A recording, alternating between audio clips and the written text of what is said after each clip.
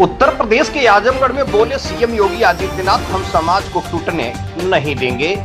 एक पेड़ मां के नाम कार्यक्रम में शिरकत किए मुख्यमंत्री योगी आदित्यनाथ 26 राजकीय विभागों एवं 25 करोड़ नागरिकों की सहभागिता से 9 जुलाई 2025 को 37 करोड़ प्लस पौधरोपण का कार्यक्रम किया गया है। वहीं आजमगढ़ में गर्जा निरहुआ भोजपुरी बोलने वालों पर अत्याचार, हम उसके खिलाफ रहेंगे। आजमगढ़ जिले में बुधवार को सीएम योगी आदित्यनाथ पहुंचे। सीएम योगी आदित्यनाथ पहले जनसभा को संबोधित किया। मुख्यमंत्री योगी आदित्यनाथ बुधवार की दोपहर में आजमगढ़ पहुंचे। इस दौरान मंच पर भाजपा नेताओं ने उनका भव्य स्वागत किया। जनसभा में आए लोगों ने भी सीएम का अभिवादन किया। उसके बाद उन्होंने जनसभा को संबोधित किया। सीएम विकास खंड सठियाव के ग्राम पंचायत किरमा में आयोजित पौधरोपण कार्यक्रम में शामिल हुए। मुख्यमंत्री योगी आदित्यनाथ ने एक पेड़ मां के नाम के तहत आयोजित जनसभा के दौरान संबोधित किया। इस दौरान उन्होंने कहा कि हमने बलरामपुर में एक जल्लाद को गिरफ्तार किया जो महिलाओं की इज्जत के साथ खेलता था। हम समाज को टूटने नहीं देंगे और राष्ट्र विरोधी सामाजिक तत्वों को भी नष्ट करेंगे, साथ ही धरती माता की रक्षा भी करेंगे। सीएम योगी आदित्यनाथ ने कहा कि आज प्रदेश में 37 करोड़ पौधे लगाने का लक्ष्य है, जिसमें से दोपहर तक 22 करोड़ पौधे लगाए जा चुके हैं। शाम 6 बजे तक सभी पौधे लगाए जाएंगे। आजमगढ़ में कुल 60 लाख पौधे लगाए जाएंगे। सीएम योगी ने भी पौधरोपण किया। उन्होंने कहा कि 2017 में जब प्रदेश में बीजेपी की सरकार बनी तो कुल 5 करोड़ पौधों की नर्सरी थी, जो आज बढ़कर 52 करोड़ हो चुकी है। उन्होंने कहा कि यह हीट वेव रोकने और ग्रीन वेव को बढ़ाने का कार्यक्रम। उन्होंने लोगों से अपील की कि हर घर में एक पौधा अवश्य लगाएं, विशेष कर सहजन का पौधा जो स्वास्थ्य के लिए बेहद लाभकारी है। तुम कहां कि प्रदेश में 52 करोड़ पौधे की नर्सरी यूपी के विकास की गाथा बताई है। उन्होंने कहा कि आजमगढ़ में जब निरहुआ सांसद बने तो एक्सप्रेसवे बना, विश्वविद्यालय बना और संगीत विश्वविद्यालय बना। कहा कि आज जब यूपी के लोग बाहर जाते हैं, यूपी का बताते हैं तो लोगों के चेहरे पर चमक आ जाती है। पहले ऐसा नहीं था। आजमगढ़ के साथ ही प्रदेश के युवाओं में पहचान का संकट था। युवा बाहर जाकर अपमानित होते थे। सीएम ने कहा कि आजमगढ़ में तमसा नदी के किनारे पौधरोपण किया जा रहा है। तमसा के उद्धार का जिला प्रशासन का प्रयास सराहनीय रहा है। समाजवादी पार्टी का नाम लिए बिना उन्होंने कहा कि एक परिवार हमेशा बांटने का काम करता है। दूरदर्शन भारत समाचार से सुमित चौहान की खास रिपोर्ट। मैं सबसे पहले एक पेड़ मां के नाम देश के यशस्वी प्रधानमंत्री सिंह जी, विधान परिषद सदस्य श्री विक्रांत सिंह रिसो जी, पूर्व सांसद श्रीमती नीलम सोनकर जी, पूर्व सांसद श्री संतोष सिंह जी, पूर्व सांसद श्रीमती संगीता आजाद जी, मुख्य सचिव उत्तर प्रदेश शासन श्री मनोज कुमार सिंह जी। बहन और भाइयों, हमने 5 करोड़ से 52 करोड़ तक की इस यात्रा को आगे बढ़ाया है। ये 5 करोड़ से 52 करोड़ की ये यात्रा नर्सरी की ही नहीं है, ये उत्तर प्रदेश के विकास की भी यात्रा है। उत्तर प्रदेश का विकास इसी रूप में आगे बढ़ रहा है। याद करिए, आपने बड़े बड़े लोगों को अपने यहां से चुनाव जिता करके भेजा होगा, लेकिन जब निरहुआ सांसद बनते हैं तभी एक्सप्रेसवे भी आता है, तभी विश्वविद्यालय भी आता है। महाराज सूर्यदेव के नाम पे विश्वविद्यालय भी आता है, तभी संगीत महाविद्यालय भी आता है। चारों ओर से सड़कों का जाल भी बिछता है। ये डबल इंजन की सरकार विकास में विश्वास करती है, विभाजन में नहीं। विभाजन में नहीं,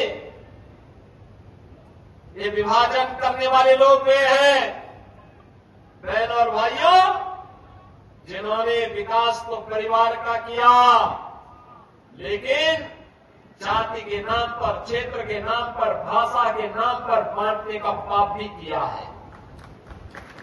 बांटने का पाप भी किया है।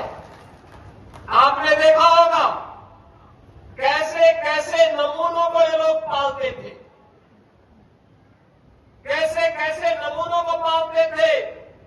आजमगढ़ के सामने पहचान का संकट आ खड़ा हुआ था। प्रदेश के युवाओं के सामने पहचान का संकट आ खड़ा हुआ था। यहां का नौजवान पहचान के लिए मोहताज था, अपमानित होता था। उत्तर प्रदेश का नौजवान देश के अंदर कहीं जाएगा, देखने वाले के चेहरे पर चमक आ जाती है। उत्तर प्रदेश के नाम से एक चमक पैदा होती है। बहनों और भाइयों, ये परसेप्शन है उत्तर प्रदेश का, क्योंकि अब उत्तर प्रदेश विकास की रफ्तार में आगे बढ़ा है। और आपने देखा होगा अभी समाज विरोधी और राष्ट्र विरोधी कार्रवाई में लिप्त तत्वों के खिलाफ कैसे कार्रवाई हो रही है। कल बलरामपुर में आपने देखा होगा एक जल्लाद को हम लोगों ने वहां पे भी गिरफ्तार किया है। कैसे वहां हिंदू बहन बेटियों की इज्जत के साथ खिलवाड़ करता था, पैसे में सौदेबाजी करता था, लेकिन अब ऐसे तत्वों के साथ सख्ती की जा रही है। हम समाज को भी टूटने नहीं देंगे, राष्ट्र विरोधी और समाज विरोधी तत्वों को भी चकनाचूर करके रहेंगे और धरती माता के स्वास्थ्य की रक्षा भी करेंगे, मां की स्मृतियों को भी जीवंत बनाएंगे। ये अभियान इसी का परिणाम है। प्रधानमंत्री जी ने 11 वर्ष पहले इसी अभियान के क्रम में ये धरती माता का सेहत ठीक हो, इसके लिए उन्होंने तमाम प्रकार के अभियान चलाए। हर घर, प्रत्येक घर में एक एक शौचालय हो, स्वच्छता के माध्यम से हर परिवार को आरोग्यता के लक्ष्य तक पहुंचाने के कार्यक्रम का शुभारंभ हो, या फिर हर घर को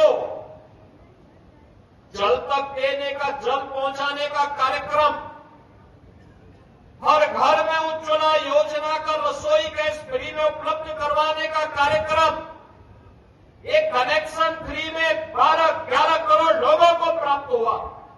पहले केरोसिन से, कोयले से और लकड़ी काट करके लोग चूल्हा जला करके भोजन बनाते थे, उससे कार्बन उत्सर्जन होता था, स्वास्थ्य के प्रति भी खराब था, धरती माता के भी प्रदूषण को बढ़ाता था, आने वाली पीढ़ी के भविष्य को भी अंधकार की ओर धकेलता था।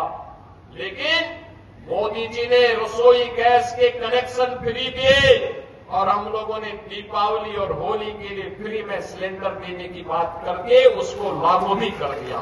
केवल देश की महत्वपूर्ण संस्थाएं नहीं, केवल भारत सरकार ही नहीं बल्कि अंतर्राष्ट्रीय संस्थाएं भी स्वीकार कर रही है।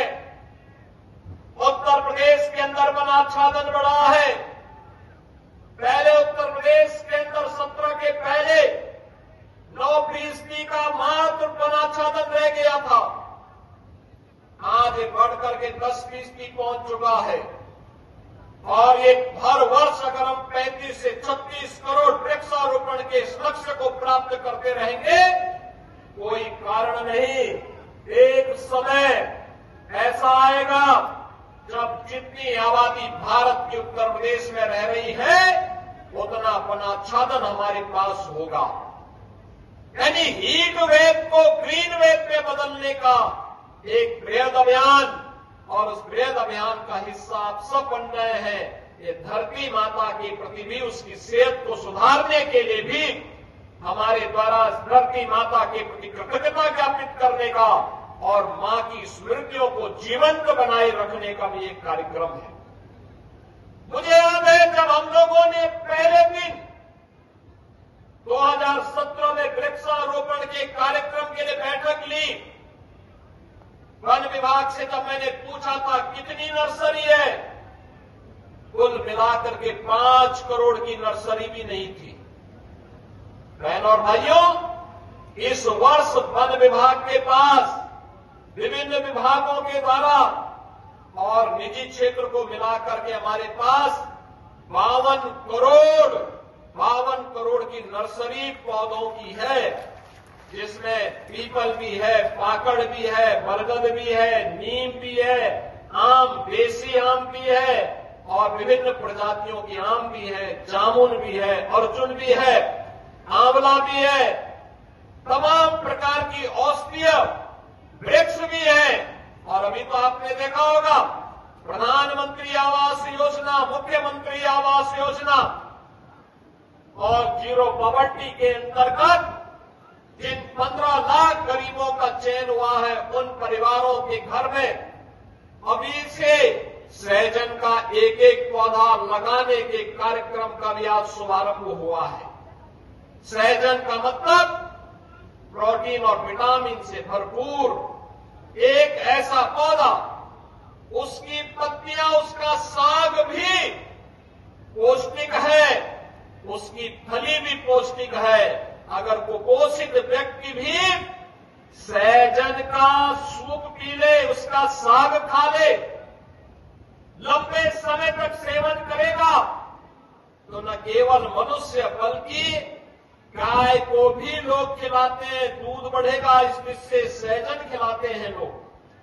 प्रदेशवासियों का मैं हृदय से अभिनंदन करता हूं, स्वागत करता हूं। बहनों और भाइयों, जब मैं आपके बीच में इस विराट अभियान के बारे में दो बात कहने के लिए और अपील करने के लिए आपके बीच आया हूं, तब मुझे बताते हुए प्रसन्नता है कि अयोध्या और उसके आसपास के जनपदों में तो भारी बारिश पड़ रही है। वंदे वंदे वंदे। आज के इस विराट वृक्षारोपण कार्यक्रम में आजमगढ़ के इस बड़े कार्यक्रम में मेरे साथ मंच पर उपस्थित प्रदेश सरकार के श्रम और सेवायोजन मंत्री, आजमगढ़ के प्रभारी श्री अनिल राजभर जी, पर्यावरण एवं वन विभाग के राज्य मंत्री श्री कृष्णपाल मलिक जी, भारतीय जनता पार्टी के क्षेत्रीय अध्यक्ष श्री सहजानंद राय जी, जिलाध्यक्ष श्री ध्रुव सिंह जी, जिलाध्यक्ष लालगंज श्री विनोद राजभर जी, आज के इस कार्यक्रम में उपस्थित विधान परिषद के नाम अब तक 22 करोड़ से अधिक वृक्षारोपण का लक्ष्य उत्तर प्रदेश के अंदर पूरा किया जा चुका है। बहनों और भाइयों, ये 22 करोड़ वृक्षारोपण का मतलब उत्तर प्रदेश के एक एक व्यक्ति के नाम पर एक उसके द्वारा लगाया गया पौधा अपनी मां के प्रति भी और धरती माता के प्रति हमारी कृतज्ञता को ज्ञापित करने का एक माध्यम बना है। याद करना हमारा वैदिक उद्घोष भी रहा है, माता भूमि पुत्रोहम पृथिव्या का। ये धरती हमारी माता है, हम इसके पुत्र हैं। ये धरती के साथ ये केवल जमीन का टुकड़ा नहीं, बल्कि आत्मीय भाव दुनिया के अंदर केवल और केवल भारत के अंदर देखने को मिलता है। हमारे ऋषि मुनियों ने इस प्रकार के संस्कारों के साथ हमें जोड़ा है। और धरती माता स्वस्थ है तो हम सब स्वस्थ हैं। धरती माता अगर बीमार है, याद करना न केवल मानव जाति के लिए, जीव सृष्टि के लिए जीवन मरण का प्रश्न बन जाएगा। उनके लिए चेतावनी का संकट आ जाएगा। और इसीलिए प्रधानमंत्री जी के प्रेरणादायी मार्गदर्शन में 8 वर्ष पहले हम लोगों ने जो संकल्प लिया था कि लगातार उससे पहले के 15-20 वर्षों में उत्तर प्रदेश के अंदर वन माफिया, खनन माफिया, पेशेवर माफियाओं के द्वारा व्यापक वन कटान, अवैध खनन के माध्यम से जो अव्यवस्था और अराजकता फैलाई गई थी, वनाच्छादन लगातार कम होता जा रहा था, विकास तो नहीं हो रहा था, लेकिन वनाच्छादन भी कम होता जा रहा था। उसको बनाए रखने के लिए, जलवायु परिवर्तन की समस्या को समाधान करने के लिए, अतिवृष्टि अनावृष्टि के समस्या का समाधान करने के लिए हम लोगों ने 8 वर्ष पहले जिस अभियान को प्रारंभ किया था, बहनों और भाइयों, अब तक 204 करोड़ पौध रोपण का काम उत्तर प्रदेश के अंदर विगत 8 वर्ष के अंदर संपन्न हुआ है। भारी बारिश से 3 बजे से वहां बारिश चल रही है, लेकिन उस सबके बावजूद इस कार्यक्रम के साथ जुड़ रहे हैं।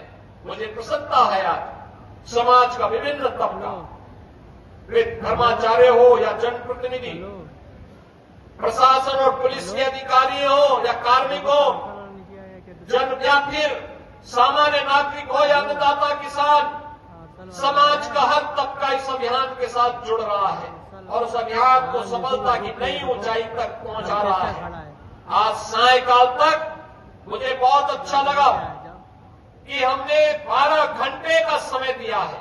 12 घंटे के अंदर 37 करोड़ वृक्षारोपण के एक नए कीर्तिमान को उत्तर प्रदेश स्थापित करेगा। बहनों और भाइयों, पहले 6 घंटे में ही हमने 22 करोड़ वृक्षारोपण के लक्ष्य को प्राप्त कर लिया है। अभी 6 घंटे बाकी है। युद्ध स्तर पर एक कार्यक्रम चल रहा है और आजमगढ़ जिला प्रशासन को मैं इस बात के लिए धन्यवाद दूंगा। तमसा नदी के पुनरुद्धार की पीड़ा को उन्होंने उठाया है। यहां के जनप्रतिनिधियों के सहयोग से हमारे विधान परिषद सदस्य, प्रभारी मंत्री, यहां के प्रमुख ब्लॉक प्रमुखगण, प्रधानगण, क्षेत्र पंचायत समिति के सदस्यगण, अन्य तमाम समाज के मानिंदों के माध्यम से उन्होंने इस कार्यक्रम का बीड़ा अपने हाथों में लिया है। तमसा नदी पौराणिक नदी है, इसका अपना पौराणिक महत्व है। यहां पर जो आश्रम है उनका अपना पौराणिक महत्व है। उस पौराणिकता को साथ विरासत का संरक्षण करने का यह अभियान हमारा है और उस नदी के पुनरुद्धार के साथ साथ वृक्षारोपण कार्यक्रम के साथ उसको जोड़ने का एक कार्यक्रम अभिनंदनीय है, सराहनीय है। इस अभियान को और गति से आगे बढ़ाने की आवश्यकता है और मेरी आप सबसे अपील होगी कि 60 लाख पौधा अकेले आजमगढ़ जनपद आज लगा रहा है। 60 लाख, अभी यहां से जाने के बाद 60 लाखवां पौधा मैं लगाने जा रहा हूं। ये दिखाता है ये केवल वर्तमान को संवारने का नहीं बल्कि अपने भविष्य को बचाने का भी हमारा अभियान है और ये अभियान ऐसे ही बढ़ेगा। उत्तर प्रदेश आज जिस गति से विकास के पथ पर अग्रसर हुआ है, उस गति के साथ उत्तर प्रदेश अपने पर्यावरण और वनाच्छादन को भी आगे बढ़ा करके देश के अंदर एक बेहतरीन प्रदेश के रूप में आम जन की आशा और आकांक्षा के अनुरूप प्रधानमंत्री मोदी जी के विजन को कि विरासत भी है, विकास भी है, पर्यावरण का संरक्षण भी है, धरती माता के प्रति और अपनी माता के प्रति कृतज्ञता का भाव भी है। इस भाव के साथ हम इस अभियान को सफलता की नई ऊंचाई तक पहुंचाने का काम करेंगे। आज के इस अवसर पर मुझे बताया गया कि 10:30 बजे से ही आप यहां पर हैं और इतनी भारी संख्या में आपकी उपस्थिति उत्साहजनक है। मुबारकपुर विधानसभा क्षेत्र के सभी नागरिकों को और आप सभी आजमगढ़ वासियों का मैं हृदय से अभिनंदन करता हूं, अपनी शुभकामनाएं देता हूं, आपसे अपील करता हूं, एक पेड़ मां के नाम इस कार्यक्रम में आप भी एक पेड़ मां के नाम जरूर लगाइए, उसकी सेल्फी अपलोड करिए और फिर वन विभाग के द्वारा पुरस्कार भी प्राप्त करिए। इस विश्वास के साथ आप सबको, यूपीडा को, वन विभाग को और जिला प्रशासन को हृदय से धन्यवाद देते हुए सभी जनप्रतिनिधियों का आप सबका मैं हृदय से अभिनंदन करता हूं। धन्यवाद। जय हिंद, जय जय श्री राम। क्योंकि अब उत्तर प्रदेश विकास की रफ्तार में आगे बढ़ा है और आपने देखा होगा अभी समाज विरोधी और राष्ट्र विरोधी कार्रवाई में लिप्त तत्वों के खिलाफ कैसे कार्रवाई हो रही है। कल बलरामपुर में आपने देखा होगा, एक जल्लाद को हम लोगों ने वहां पे भी गिरफ्तार किया है। कैसे वहां हिंदू बहन बेटियों के इज्जत के साथ खिलवाड़ करता था, पैसे में सौदेबाजी करता था, लेकिन अब ऐसे तत्वों के साथ सख्ती की जा रही है। हम समाज को भी टूटने नहीं देंगे, राष्ट्र विरोधी और समाज विरोधी तत्वों को भी चकनाचूर करके रहेंगे और धरती माता के स्वास्थ्य की रक्षा भी करेंगे, मां की स्मृतियों को भी जीवंत बनाएंगे। यह अभियान इसी का परिणाम है। प्रधानमंत्री जी ने 11 वर्ष पहले इसी अभियान के क्रम में ये धरती माता का सेहत ठीक हो, इसके लिए उन्होंने तमाम प्रकार के अभियान चलाए। हर घर, प्रत्येक घर में एक शौचालय हो, स्वच्छता के माध्यम से हर परिवार को आरोग्यता के लक्ष्य तक पहुंचाने के कार्यक्रम का शुभारंभ हो, या फिर हर घर को जल तक देने का, जल पहुंचाने का कार्यक्रम, हर घर में उज्ज्वला योजना का रसोई गैस फ्री में उपलब्ध करवाने का कार्यक्रम, ये कनेक्शन फ्री में 12-11 करोड़ लोगों को प्राप्त हुआ। पहले केरोसिन से, कोयले से और लकड़ी काट करके लोग चूल्हा जला करके भोजन बनाते थे, उससे कार्बन उत्सर्जन होता था, स्वास्थ्य के प्रति भी खराब था, धरती माता के भी प्रदूषण को बढ़ाता था, आने वाली पीढ़ी के भविष्य को भी अंधकार की ओर धकेलता था। लेकिन मोदी जी ने रसोई गैस के कनेक्शन फ्री दिए और हम लोगों ने दीपावली और होली के लिए फ्री में सिलेंडर देने की बात करके उसको लागू भी कर दिया। बिना भेदभाव के सब कुछ मिलना, सबको मिलना है। ये सिलेंडर देने का कार्यक्रम कार्बन उत्सर्जन को कम करने का ही कार्यक्रम है, प्रदूषण को कम करने का कार्यक्रम है। ये ग्रीन फील्ड एक्सप्रेस वे और उस पर लगाया जाने वाले ये व्यापक वृक्षारोपण का एक कार्यक्रम यूपीडा के द्वारा उत्तर प्रदेश औद्योगिक विकास प्राधिकरण के माध्यम से किए जाने वाले विकास के कार्यों को एक नई गति देने का कार्यक्रम है। इसमें छायादार पेड़ भी है, औषधीय वृक्ष भी है, फलदार वृक्ष भी है और तमाम प्रकार के अमूल्य ऐसे पेड़ों को लगाया जा रहा है जो इमारती लकड़ियों के भी है, सोदार भी है। और मैं तो आपसे कहूंगा, सबसे जितने लोग इतनी भारी संख्या में आए एकत्र हैं, आप सभी वन विभाग के पास से एक एक पेड़ जरूर ले जाकर के अपने घर में अपने पेड़ पर लगाइए। हम लोग वर्तमान में जो किसान अपने खेत में मेड़ पर इमारती लकड़ी से जुड़ा हुआ कोई पेड़ लगाता है, कोई पौधारोपण करता है, अगर उसने हमें रजिस्ट्रेशन करवाया है तो रजिस्ट्रेशन करवाने के बाद उसकी 5 वर्ष तक उसको निरंतर उसकी मॉनिटरिंग होती है। 5 वर्ष तक क्रमिक रूप से अगर पेड़ बढ़ रहा है और बढ़ने के बाद अगर उसमें एक निश्चित ऊंचाई प्राप्त कर ली है तो बहनों और भाइयों 5 वर्ष के बाद एक पेड़ पर 5 वर्ष के लिए हर वर्ष $5 उस परिवार को, $6 उस परिवार को प्राप्त होता है एक पेड़ पर। के लिए आप आगे कार्यक्रम कर रहे हैं, जिससे हम लोग पूरी तरह से अपनी मातृभाषा के लिए समर्पित हैं और चूंकि हम एक कलाकार भी हैं, पॉलिटिशियन के साथ साथ एक कलाकार होने के नाते हमारी ये भी जिम्मेदारी है कि भोजपुरी भाषा जो दुनिया में सबसे ज्यादा बोली जाने वाली क्षेत्रीय भाषा है, समझी जाने वाली क्षेत्रीय भाषा है और पूरी दुनिया में इसका डंका बजता है, तो हमारी भाषा के लोग पूरी दुनिया में आप जहां जाएंगे वहां आपको हमारी भाषा बोलने वाले लोग मिल जाएंगे। तो ऐसे में हम सभी भोजपुरी भाषा बोलने वाले लोगों को एकजुट होकर के एक साथ रहना पड़ेगा। न कहीं जाति के नाम पे बंटना है, न कहीं धर्म के नाम पे बंटना है, न कहीं राज्य के नाम पे बंटना है। हमें जहां भी रहे अपनी मातृभाषा बोलने वाले समझने वाले लोगों के साथ रहना है।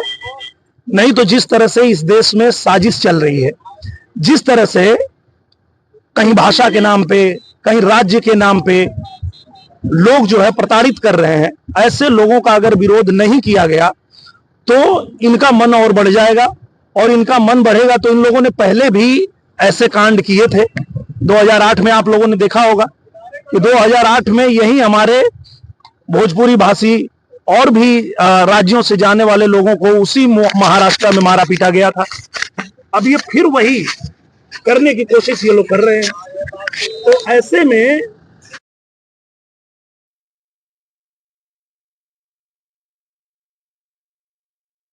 से, चाहे दिल्ली से या किसी भी प्रदेश से कोई बच्चा अपने परिवार को छोड़ के अपनी रोजी रोटी कमाने गया है, और उसको अगर भाषा के नाम पे और राज्य के नाम पे ये लोग प्रताड़ित करेंगे तो इनका पुरजोर विरोध होना चाहिए। मैं तो कर रहा हूं और मैं चाहता हूं कि पूरा देश इनका विरोध करे। अच्छा दिनेश जी, जिस तरीके से आपने बयान दिया कि हम डरेंगे नहीं, हम मुंबई में रहेंगे, लेकिन शिवसेना वाले आपका पता खोज रहे हैं। बिल्कुल, मेरा पता सबको मालूम है।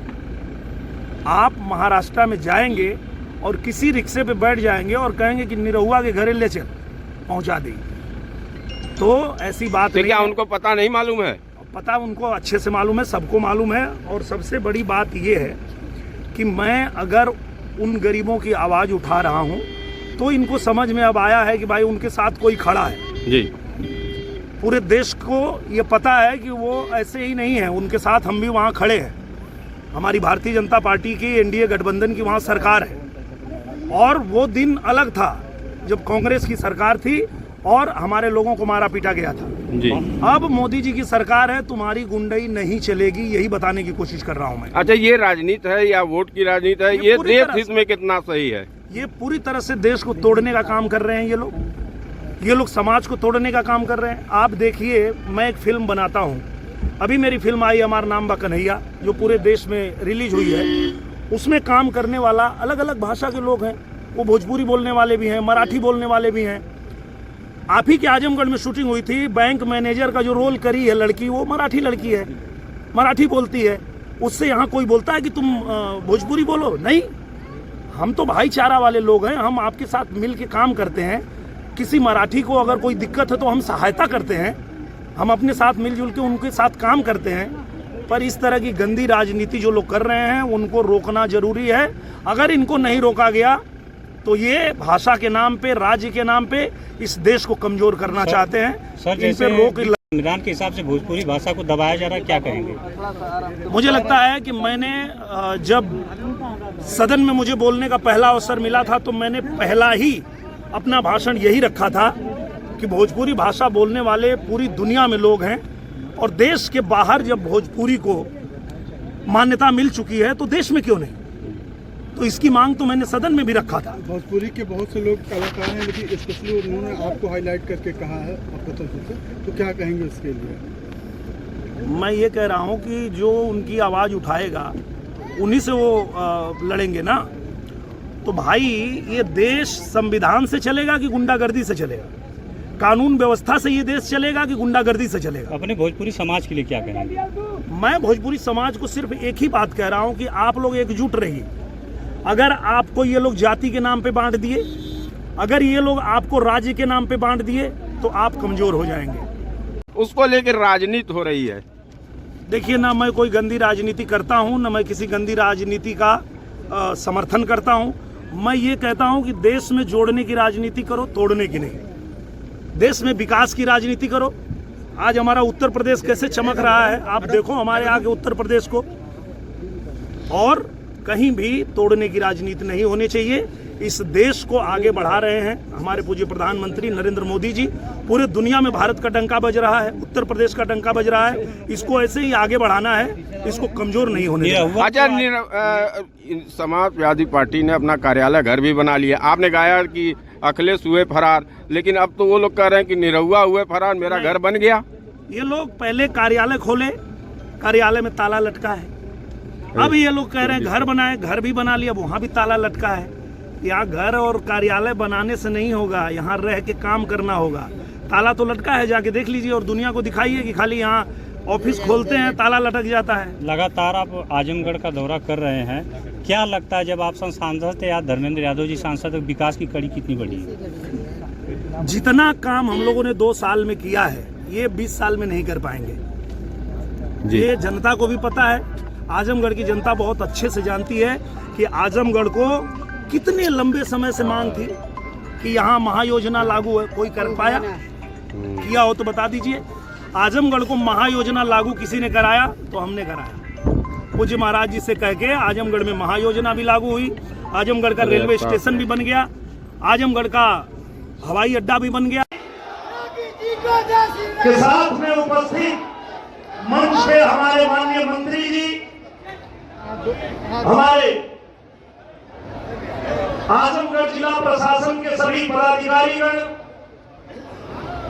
सम्मानित मंच और यहां उपस्थित आप सभी आजमगढ़ की देवतुल्य जनता, कार्यकर्ता बंधु, हमारे मीडिया के बंधु, हमारे प्रशासन के बंधु, आप सभी को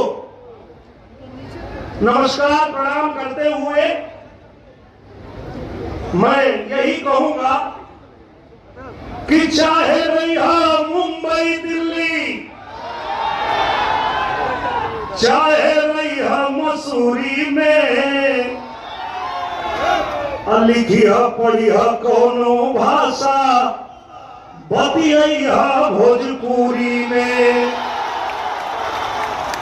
जय भारत, जय भोजपुरी। एक बार आजमगढ़ से आवाज बुलंद होनी चाहिए। जय भारत, जय भोजपुरी। कहें पूज्य महाराज जी ने कहा कि हमारे बोलने से पहले निरहुआ कुछ 2 लाइन गा दो, तो निरहुआ एक भोजपुरी कलाकार है पूज्य महाराज जी, और आपके आशीर्वाद से हम अपने भोजपुरी भाषा के लिए काम करते हैं। और जो लोग भोजपुरी भाषा बोलते हैं उनकी एक खासियत होती है कि भोजपुरिया जवान नहीं सहेला गुमान, बाई पति आपके गावे गावे हाला, निरहुआ रिक्शा वाला, निरहुआ रिक्शा वाला, निरहुआ रिक्शा वाला, निरहुआ रिक्शा वाला। और जब देश के अलग अलग हिस्से में भोजपुरी बोलने समझने वाले लोगों के साथ कोई अत्याचार करने की कोशिश करेगा, कोई भी हमारे भोजपुरी बोलने वाले लोगों के साथ मारपीट करेगा, तो आज इस मंच से बताता हूं मैं उसको, जेना गरीब सके करे इंसाफ हो।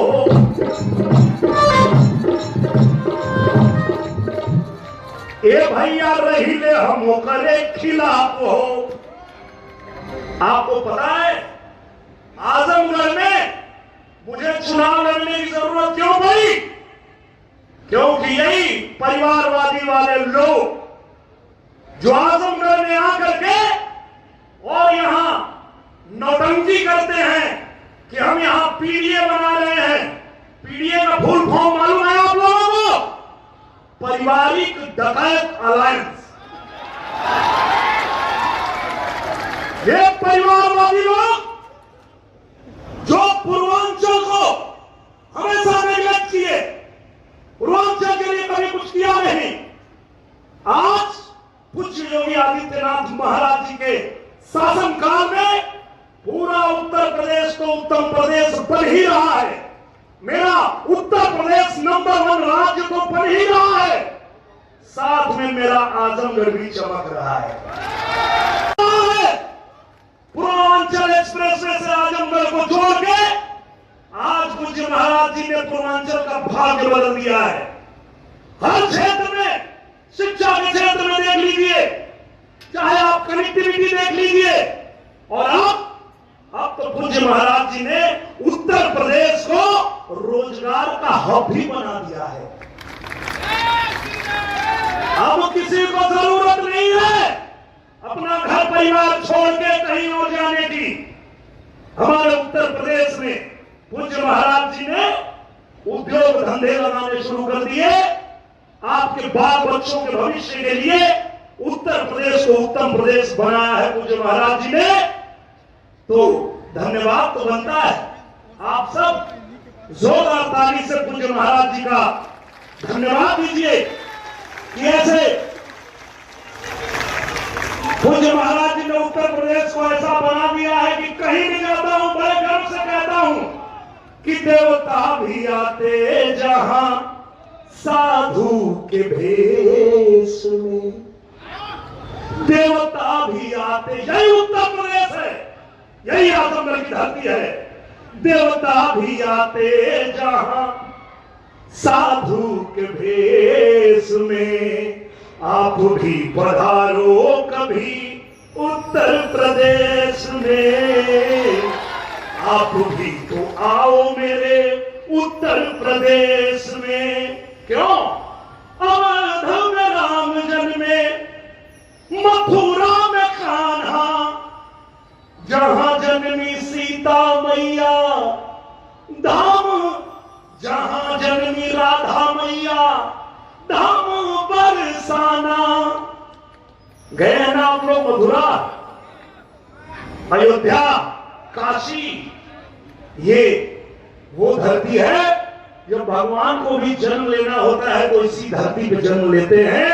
यही उत्तर प्रदेश है जिस उत्तर प्रदेश को पूज्य महाराज जी ने सबके लिए चमकाया है, सबके लिए बनाया है, और सबका स्वागत अभिनंदन करने के लिए हम लोग तत्पर रहते हैं। तो इसीलिए मैं अब ज्यादा कुछ नहीं कहते हुए, पूज्य महाराज जी का आदेश था, 2 लाइन मैंने गा दिया, और अब पूज्य महाराज जी को हम लोग सुनेंगे। और आज जो उपलक्ष्य है, आज हमारे उत्तर प्रदेश में पूज्य महाराज जी ने उद्योग धंधे लगाने शुरू कर दिए। आपके बाल बच्चों के भविष्य के लिए उत्तर प्रदेश को उत्तम प्रदेश बनाया है पूज्य महाराज जी ने। तो धन्यवाद तो बनता है। आप सब जोरदार ताली से पूज्य महाराज जी का धन्यवाद दीजिए कि ऐसे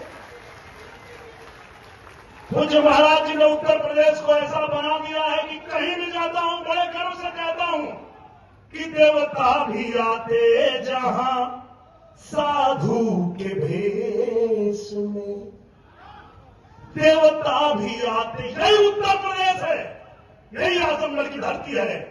देवता भी आते जहां साधु के भेष में, आप भी पधारो कभी उत्तर प्रदेश में, आप भी तो आओ मेरे उत्तर प्रदेश में। क्यों? अवध में राम जन्मे, मथुरा में कान्हा, जहां जन्मी सीता मैया, धाम जहां जन्मी राधा मैया, धाम बरसाना। गए ना आप लोग मथुरा, अयोध्या, काशी? ये वो धरती है जब भगवान को भी जन्म लेना होता है तो इसी धरती पे जन्म लेते हैं। यही उत्तर प्रदेश है जिस उत्तर प्रदेश को पूज्य महाराज जी ने सबके लिए चमकाया है, सबके लिए बनाया है, और सबका स्वागत अभिनंदन करने के लिए हम लोग तत्पर रहते हैं। तो इसीलिए मैं अब ज्यादा कुछ नहीं कहते हुए, पूज्य महाराज जी का आदेश था, 2 लाइन मैंने गा दिया, और अब पूज्य महाराज जी को हम लोग सुनेंगे। और आज जो उपलक्ष्य है, आज आजमगढ़ की धरती पे जैसे ही कुछ हुआ रिक्शा वाला,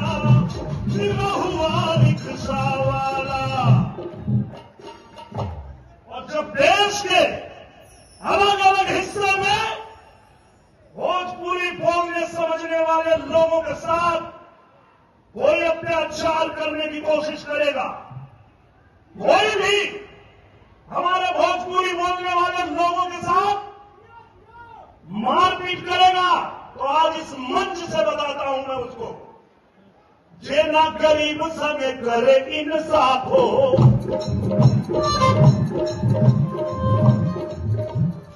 ए भैया रही ले हम करे खिलाफ हो। आपको पता है आजमगढ़ में मुझे चुनाव लड़ने की जरूरत क्यों पड़ी? क्योंकि यही परिवारवादी वाले लोग जो आजमगढ़ में आकर के और यहां नौटंकी करते हैं कि हम यहां पीडीए बना रहे हैं। पीडीए का फुल फॉर्म मालूम है आप लोगों को? पारिवारिक डकैत अलायंस, जो पूर्वांचल को हमेशा नेगलेक्ट किए, पूर्वांचल के लिए कभी कुछ किया नहीं। आज पूज्य योगी आदित्यनाथ महाराज जी के शासनकाल में पूरा उत्तर प्रदेश तो उत्तम प्रदेश बन ही रहा है। मेरा उत्तर प्रदेश नंबर 1 राज्य तो बन ही रहा है, साथ में मेरा आजमगढ़ भी चमक रहा है, मेरा पूर्वांचल भी चमक रहा है। पूर्वांचल एक्सप्रेसवे से आजमगढ़ को छोड़ के आज पूज्य महाराज जी ने पूर्वांचल का भाग्य बदल दिया है। हर क्षेत्र में, शिक्षा के क्षेत्र में देख लीजिए, चाहे आप कनेक्टिविटी देख लीजिए, और अब तो पूज्य महाराज जी ने उत्तर प्रदेश को रोजगार का हब भी बना दिया है। अवसर में हम पौधा देकर ही सम्मानित करेंगे श्री अमरजीत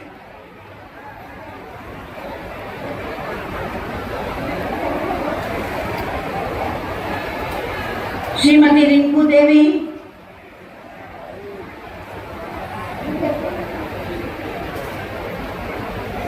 श्रीमती सोनमती देवी,